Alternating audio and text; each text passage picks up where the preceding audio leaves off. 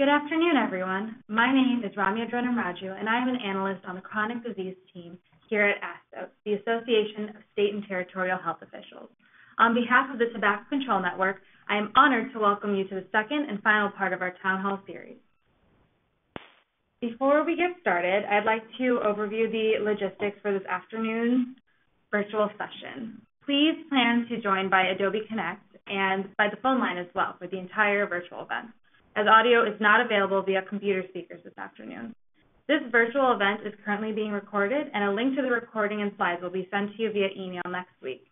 The recording and slides will also be made available on the TCN website in the next week. We invite you to participate in this afternoon's question and answer session by typing your answers into the on-screen chat box at any time during this afternoon's presentation.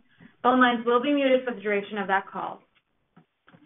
Today, the Town Hall will be focused on historical discrimination in tobacco use and smoke-free policies. We have Captain James Liddell Dickens from the Office of Minority Health for Region 6. Before we get started, I just want to go over the TCN mission to improve the public health by providing education and state-based expertise for tobacco prevention and control at the state and territory and national levels. James, I will hand the floor over to you to start your presentation. Thank you. Thank you, Ramya, and thank you all for joining us today on the presentation.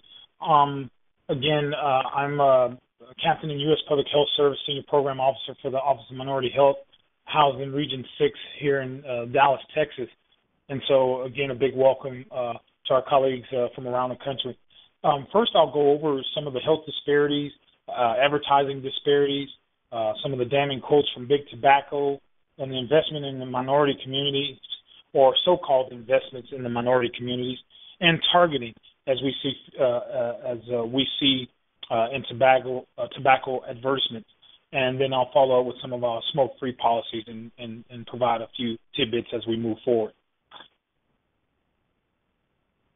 So if a health outcome is seen to a greater or lesser extent between populations, there is disparity, and that's what we call disparities from an epidemiological standpoint. Race and ethnicity, sex, sexual orientation, identity, age, disability, and socioeconomic status are all a part of that. And it's all necessary to achieve, for an individual's ability to achieve good health outcomes. It's also important to recognize the impact of social determinants of health. Where we eat, live, sleep, and play affects our health, and it has specific healthcare outcomes for population health. And I think we need to understand that when we talk about health disparities. So if we look at tobacco disparities as it relates to African American populations, alcohol, auto accidents, AIDS, suicides, murders, and illegal drugs combined we don't see as many, we see more health disparities in this space, tobacco disparities than all those combined. For our African American population, we usually start at an older age, and more likely to die from smoking-related diseases. And as you all know, this is the leading preventable cause of disease and death in the United States, as we with tobacco usage. So the advertising or advertisements related to tobacco use in the United States hadn't changed much, or for tobacco and/or nicotine products, and that was tobacco, but I changed it to nicotine delivery products is what I should have utilized, because we're seeing that it's not necessarily tobacco that's infused with the nicotine now, that we see the alternative nicotine delivery devices that are being utilized. But in terms of advertisements, it hadn't changed much. Over the last 70 years, it was typically embellished or was unembellished advertisements in local and regional newspapers. And we see that a lot still now because of the federal guidelines related to activities on television. There's no advertisements on TV anymore, and in magazines it's very restrictive as to what big tobacco can do in terms of advertising. In addition to that, what we have seen is an emergence in the internet, social media, and direct mailings. And I omitted direct mailings. So what we've seen is a paradigm shift. So they're still able to effectuate their bottom line by doing these things, but they're using new delivery modes, as they are with the e-cigarettes and what have you. But they're doing the same thing with social media, internet, and direct mailers. I think here at my home we get direct mailers at least once a week from Camel and others to. I don't even open them, but I guess I need to incorporate them into my presentations. But get those direct mailers probably one a week. So Big Tobacco is working really, really hard to effectuate change or maintain their market share. That we first seen the advertisements in 1789. The Leroy brothers advertised their snuffs and tobaccos in the local New York papers back, around Cicero 1789. And so that hadn't much changed since then. We've seen a emergence of that again in all forms of media. Now, typically, if you've traveled to third world countries, probably within the last 3 to 5 years, you see an uptick. Particularly where I've seen the uptick is in Asia, India, in terms of Southeast Asia and India, China, the Philippines, and those populations where there's a large majority of people. India is 1 billion people, China is 1 billion people, so it's only natural that they try to exploit those markets. And as China has started to get a middle income population, they have disposable resources, and those resources are used in social things, drinking, smoking and things like that, and so tobacco has weaved their way into that, into those societies as well. So this is one of those damning quotes I thought that I'd utilize, and it's pretty interesting here. And first, one of the things I'd like to do is to give a shout out to a colleague at the University of Arkansas Pine Bluff Minority Research Center on Tobacco and Addictions, Dr. Valanda Oliver and her team. They put together this PowerPoint presentation. I'm on their advisory committee for the Minority Research Center, and so I definitely want to give her a shout out, and she's in my references on this presentation. They have a lot of information that you can access and utilize from where you sit to help your populations in which you serve in your local communities and state communities as well. But to digress back to this PowerPoint, tobacco executive quote, this is one of the damning quotes that I thought that was uncovered during the whole lawsuits that went forward many years ago. We don't smoke that stuff. I'll just say stuff. You can fill it in as you see fit. We just sell it. We reserve the right to smoke for the young, the poor, the black, and the stupid. And I even think that word black could be people of color, because what they've done is try to exploit people of color in their communities. And so I think that's something to be made aware of and something to highlight. And this was an R.J. Reynolds Tobacco Company executive making that statement. And so he was very clear that they had no desire to utilize tobacco but to exploit the markets and make money off of it, in my opinion. This next slide talks about the tobacco industry and the African American community and how destructive of an impact it's had. We've seen this within this group related to mortality of any economic group. African Americans typically see the largest or the greatest burden of health-related issues secondary to tobacco use. The research shows, again, that tobacco companies advertise more in African American markets, or I wouldn't just say African American markets, but minority markets. I would probably use that term. And again, we can't overemphasize social media.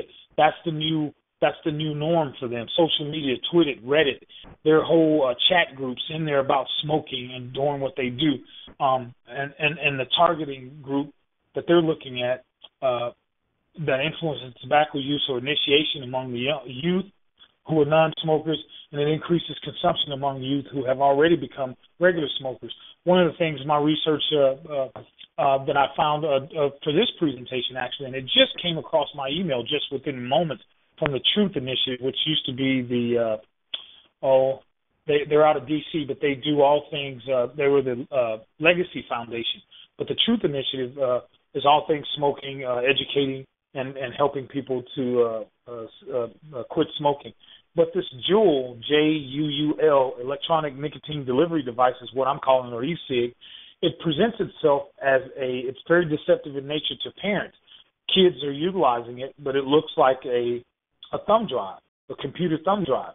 So what parent, I know I wouldn't have, my children are grown at this point, out of the house, we're empty nesters, but I would have never have thought in a million years to look at my child's thumb drive. And as I was preparing for this presentation today, another email came across from the Truth Initiative regarding there's another device out that looks like an iPhone.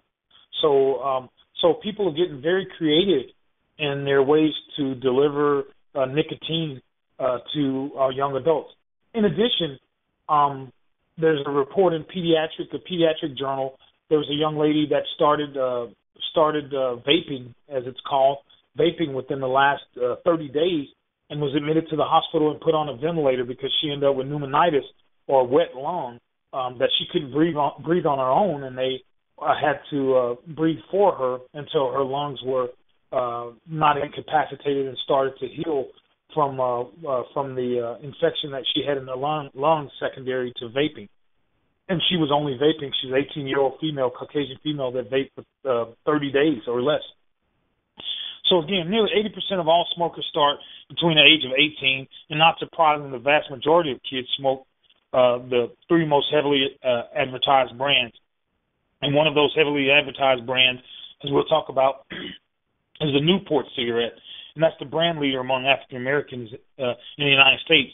And there's 2/3, 69.1% of African American youth smokers prefer Newport cigarettes. And I'll move forward to talk about that a little more. So we talked about that 80%.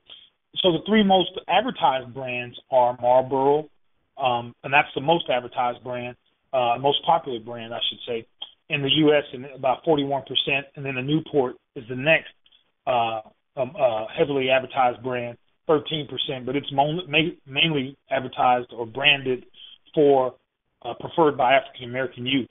And then you have the Camel filter only as the most preferred brand at 8%. So the Newport brand, to speak to the Newport brand, one of the most heavily advertised brands, as I indicated, is the brand leader among African American youth. And again, 61.9%, 69.1% of African American youth prefer Newport. Now, I would pose a question to the audience: why are the Newports so commonly branded with the African American community, and why are they so embraced by the African American community? And I'll pose that question and allow you guys to chime in later when we open the microphones or open the lines for questions. So just give that give that a little thought. It's just a little fodder to think about as we move forward. So for decades, we talk about African Americans at the point of sale. For decades, tobacco companies specifically targeted minority communities, particularly African American. And there's been intense advertising, as we know, billboards, community store signage. We have the corner stores in a lot of our urban communities, and the corner stores and liquor stores were prime places for signage, and to get this in rote memory that you're going to be cool if you smoke Cools and Newports. That's the way to go if you want to be smooth. And they started to use jazz artists, and then as we move forward, it was the hip hop generation. We saw them with stogies and so forth and so on. And now you even have movie stars in certain magazines that will endorse e-cigarettes because they smoked and they thought this was a better brand, a better way to do things. And so the promotional efforts have been on radio, music festivals, sporting events, and one that I found and was alarmed by was the National Black Caucus actually has been funded by Big Tobacco. And so therefore the National Black Caucus and probably the National Hispanic Caucus and other caucuses, but I'm acutely aware of this one, they were funded at one time, and I can't speak to today, they were funded at one time by Big Tobacco to make sure that, I was told by a former Surgeon General of the United States that money buys friends. And so we see legislation that stalls on a national level when it's in reference to Big Tobacco, although we know the burden of disease by tobacco on American society. There's never any really legislation that comes forward from our leaders regarding that. And you can say this administration, we could say previous administrations or administrations prior to those two administrations, there has been no efforts or no major league legislation on a national level from the government to curtail any of the things that big tobacco has done because, again, money buys friends, and you can take that for what it's worth. So this is some of the signage that you see in the communities in which we live. You look at the signage in this one little storefront, the first the pictures to the left, there's nothing there. It talks about, nothing but advertisements regarding cigarettes for the most part. And these are the things that we see. Also, we see we see a lot of times in the African American communities or minority communities, you see that cigarettes, Newports, and Cools and things like that are cheaper in those communities than we would see normally in other communities in terms of point of sale. So the retailers, the research indicates that African American communities tend to have more tobacco marketing. We've seen it. If you've taken time to look at it, you've seen it. If you've driven through an African American or a minority section of your town or village where you live, you'll see this signage there. It's all over America. For decades, tobacco companies have specifically targeted those communities, as I indicated. Studies from 1990 and 1998 found that there were 2.6 times as many tobacco advertisements per person in areas with an African-American majority compared to white majority areas. Now you do the math on that. It's just amazing to even think that could be possible. So the next slide. This slide here talks.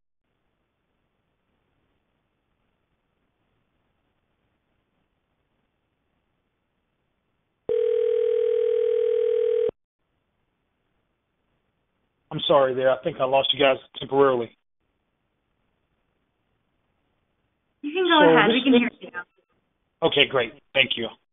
So this slide speaks to the advertisements again. Brown and Williamson, which was the American Tobacco Company, they were the owners of the American Tobacco Company of a subsidiary of the British American Tobacco Company, used a clever way of targeting African Americans beginning in 1975. So look at this Cool packet, and you see that they have a DJ on there, a rapper, and so they started that with the Cool Jazz Festival back in the day. And so in the 1980s, as part of the Cool Marketing Development Program, vans traveled in the city. They utilized DJs, giveaways on radio shows, and rappers and dancers and all kinds of things to get this out in the public domain.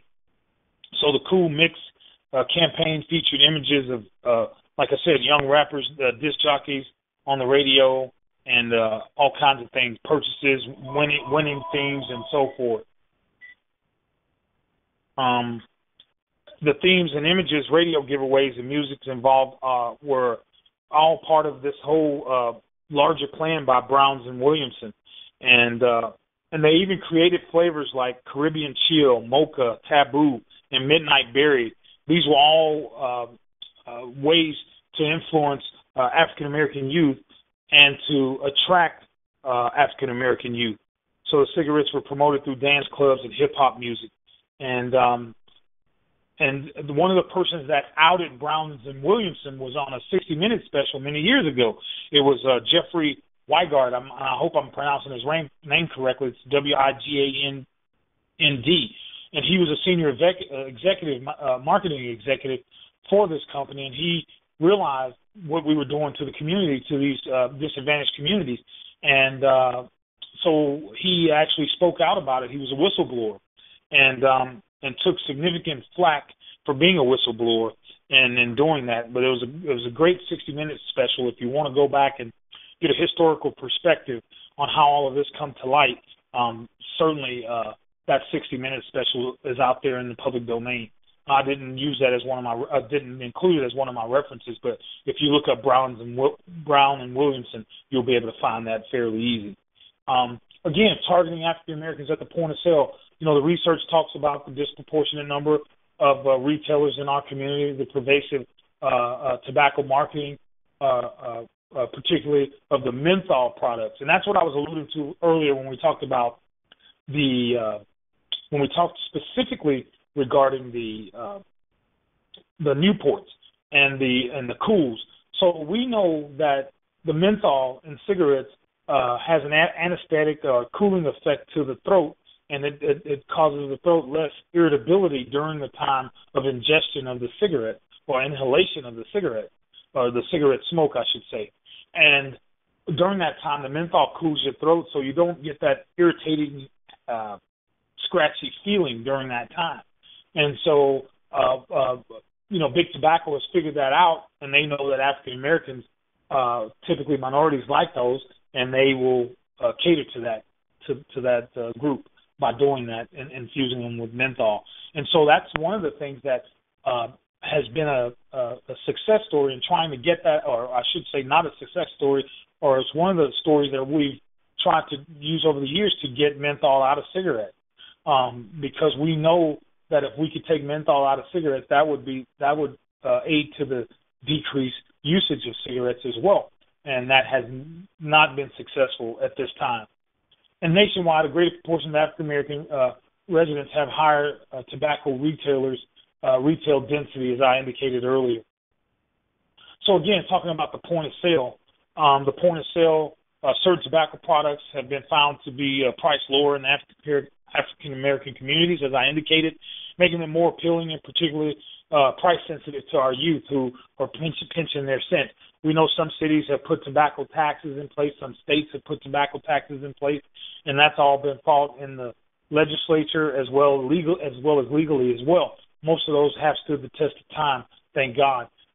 So again, in 2011, a study of cigarette prices in retail stores across the U.S. found that Newport cigarettes tend to be significantly lower in price in African American communities or neighborhoods or communities of color. And I use African Americans for a lot of this, but we typically know, and that's the population in which I serve, one of the populations in which I serve, but typically in African Americans and Latino communities, those are interchangeable. And I would argue or submit to you again, if you would show me any disparate population, I would show you Big Tobacco in there trying to exploit that population. No matter from coast to coast, north to south, they're there if there's a minority population in that community. So again, this is a picture of appealing to African Americans through branding. Cool did their branding with the pleasure and with the Newport, that you would be cool, the women would like you, and so forth and so on. So it was very targeted in the black community and depicted African Americans in an appealing light, so to speak. That you were at a jazz festival, you were playing an instrument, you were dating or going out on a date with your girlfriend or wife, and you both shared a cigarette and what have you. Actually, I've just seen a commercial about quitting smoking as of yesterday. It was an African American couple. The father was in the hospital going through a significant crisis, and the husband and wife needed a nicotine break. They ran out of the hospital while the father was lying on his deathbed, presumably, and they ran out of the hospital, and they asked themselves when they got outside to the smoking area, and they was like, what are we doing? We have a loved one, their father back in the hospital, and they're outside trying to get a smoke in really quickly. And so I thought that was really compelling to talk about stop smoking and quitting smoking at this particular time. So I thought that was really, really interesting.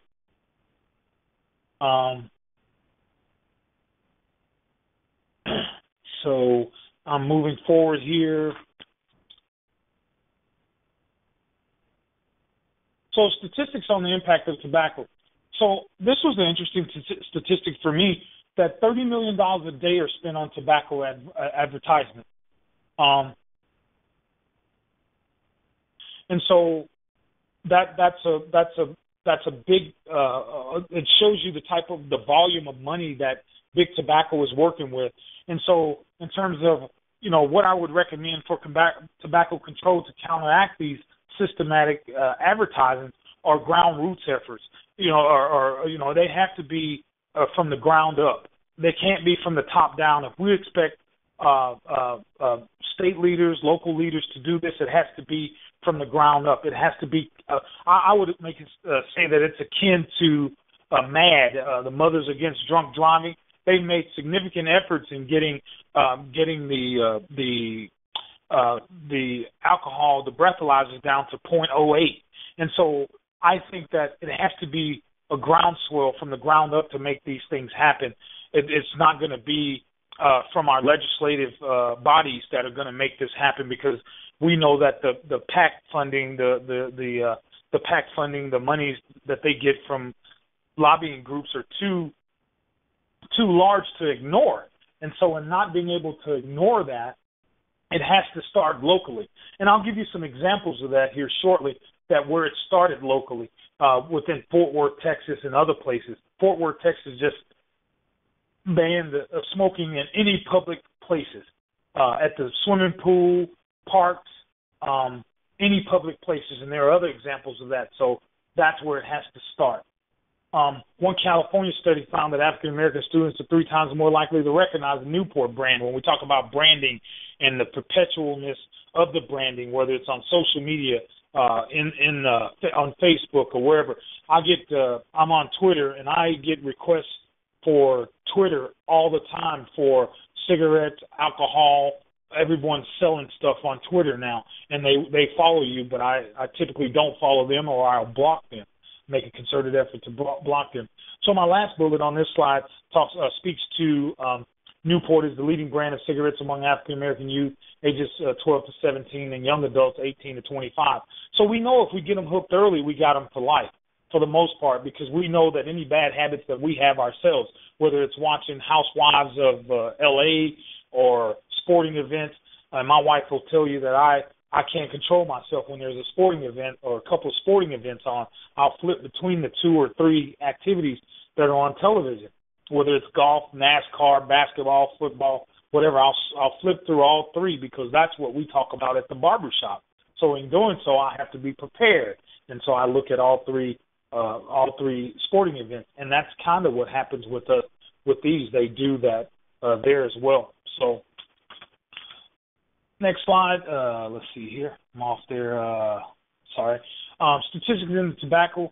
The impact of tobacco continued. The Camel, menthol, and Marlboro menthol cigarettes preference has increased in recent years. Again, 85% of all African Americans use menthol cigarettes, as I indicated, and I gave you the reasons why they use that, because of the anesthetic effects on the throat as they inhale the tobacco smoke.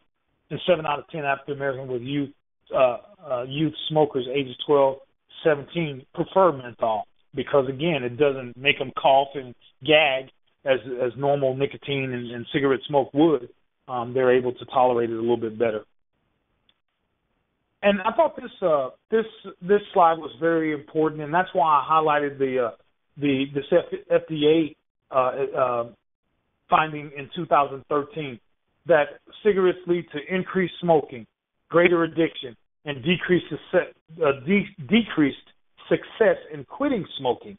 And so when you initiate them among young adults, so tobacco's done their research. Big Tobacco's done their research. They understand if we get you early and we get you often, we have you for a lifetime. And so this is not by chance. This is by design, in my opinion. So. Again, the impact to African American users disproportionately affects us in terms of chronic diseases and preventable diseases. And 45,000 African Americans die from smoking-related illnesses each year. I thought that was just crazy. And then about 500,000 will die prematurely from tobacco-related diseases. That's an estimated 1.6 African Americans alive today who are now under the age of 18 will become regular smokers. 1.6 million. African Americans, and if we can do anything to curb that, we will save the government and our communities a lot of resources and a lot of money.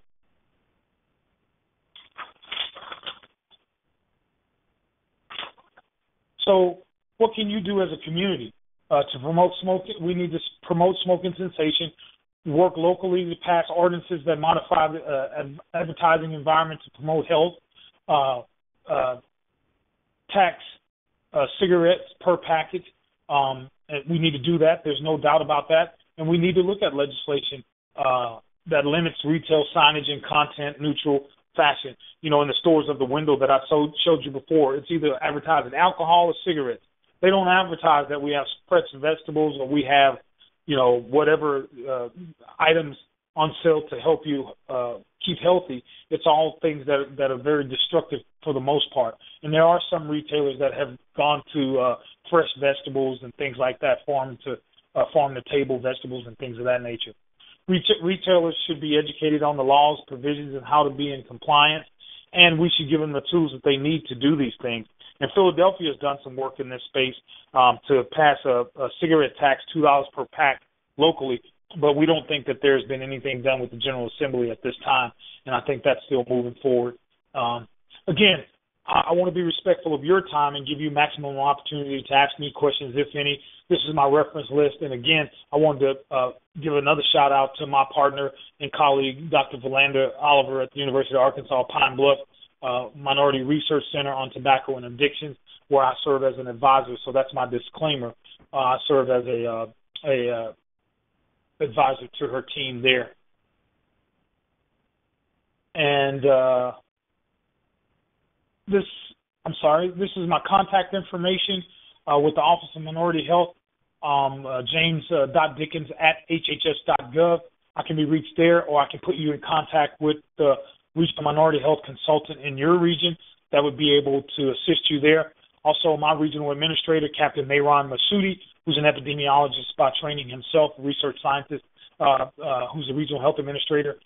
He or our staff will be able to answer any questions or assist you if you're in our region. And if not, I'll be happy to do a smooth handoff to my counterpart in your region to assist, as well as ASTO and the Tobacco Control Network as well. So at this time, I'll open it up for questions. Great. Thank you so much, James, for that presentation. We have some time for questions and answers, and I will be moderating today's Q&A session and directing inquiries from the chat box to our speaker today.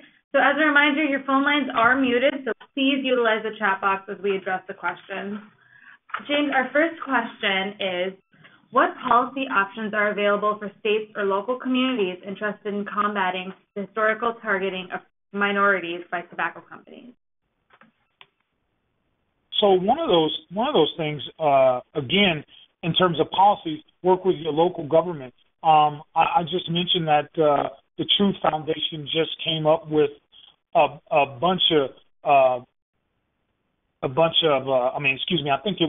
Truth Foundation just came up with a bunch of success stories, and Fort Worth, Texas was one of those right here in our own backyard.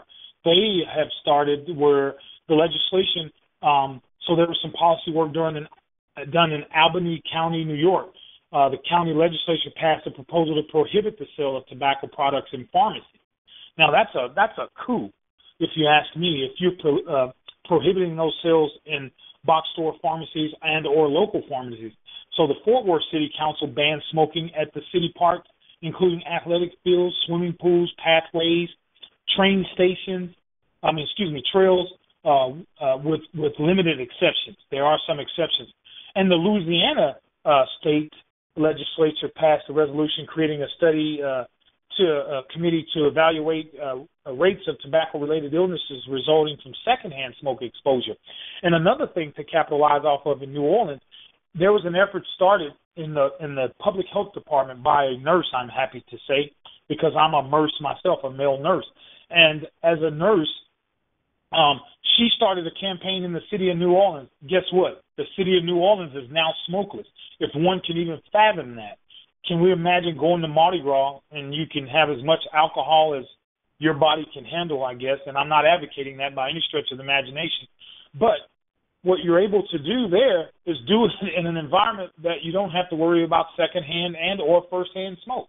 And so that's a coup to be done in the South, to be done in an area where alcohol and tobacco typically coexist very well together, and to go into a local establishment and not have to worry about cigarette smoke is a huge coup. So I would suggest starting with your local. Again, it's a grassroots effort. It starts at the ground level, and find that politician and or a council member or alderman or a selectman that's ready to work in that space, and give them the evidence and see if you can get any buy-in. So start small and work your way up the food chain, so to speak. Great. Thank you so much.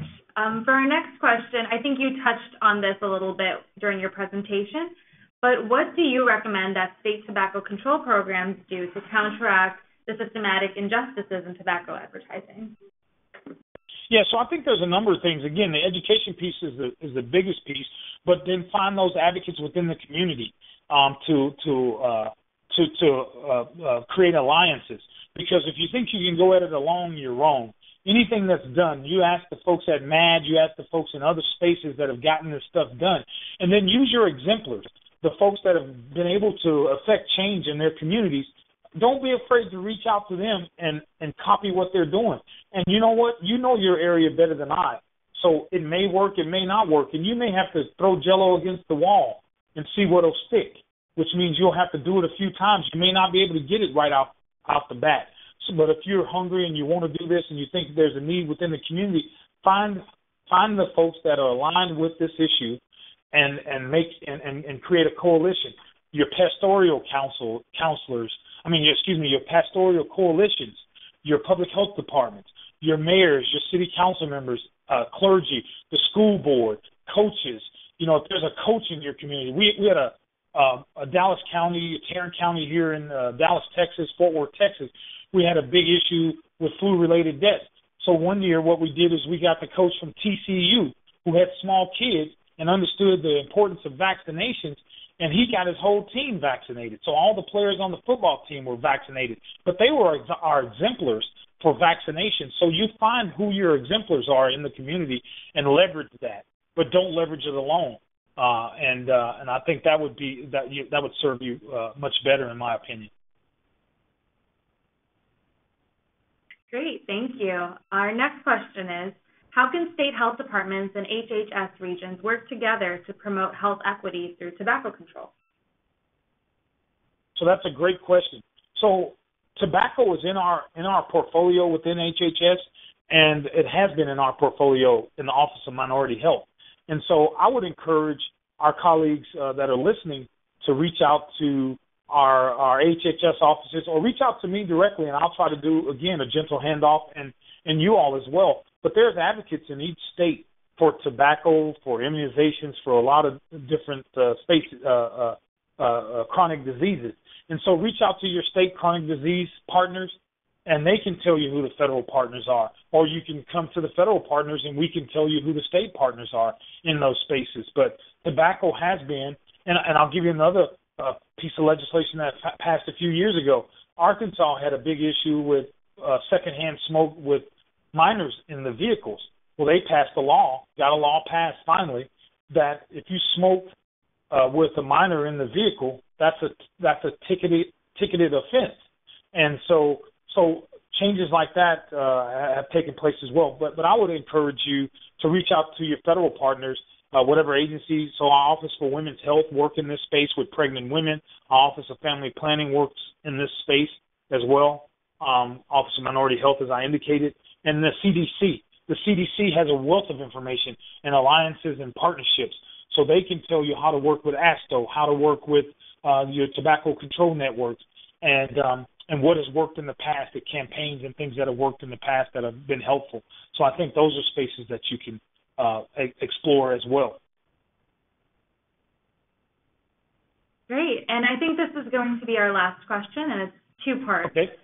What are the best ways to combat tobacco advertising at the point of sale? And in your experience, what barriers are there to addressing advertising in this space?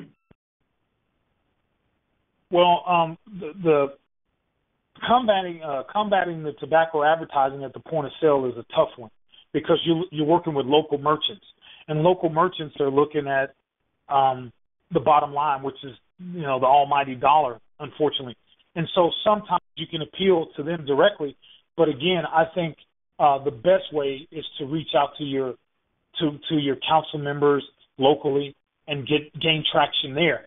You can certainly appeal to those corner stores within communities if you have a coalition. And the coalition that I talk about are neighborhood coalitions, homeowners associations, community associations. If you have a church, African-American church or Latino church that's a really strong presence in the community, they tend to have a lot of leverage within those communities as well.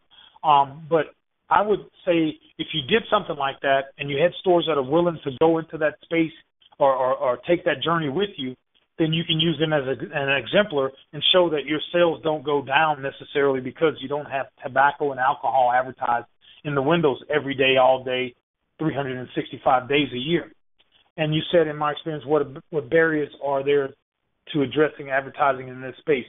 Well, the barriers, again, are you're working with individual shop owners, so you usually carry a bigger platform if the city council and or village council has ordinances or regulations to really guide the entire community, because teasing out one or two targeted stores could be perceived as just that, targeting, and we don't want to be perceived as that. We want to appeal to the fact that we're trying to make the community healthier as a whole, if that makes sense. Absolutely. So thank you so much, Captain James Dickens, for your thoughtful responses and your great presentation today. We are just about coming to the end of our time. So as a reminder, this virtual recording will be available on the TCN website, tobaccocontrolnetwork.org, on the Resources tab. It will join the numerous webinar recordings, podcasts, and written materials that are currently available, which are designed to help state tobacco control programs and their partners address key tobacco priorities. This concludes today's virtual session. I would like to once again thank Captain Dickens for his presentation, and I would also like to thank everyone from ASSO and the TCN who contributed to today's webinar. A recording of today's virtual session will be sent to you via email next week and will also be available on the TCN website, as I said. Any general inquiries about TCN can be sent to tcn@asso.org. Thank you and have a great day.